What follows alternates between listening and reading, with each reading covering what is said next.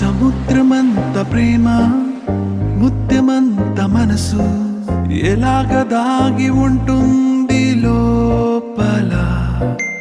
ఆకాశమంత ప్రణయం చుక్కలాంటి హృదయం ఇలాగ బయట పడుతోంది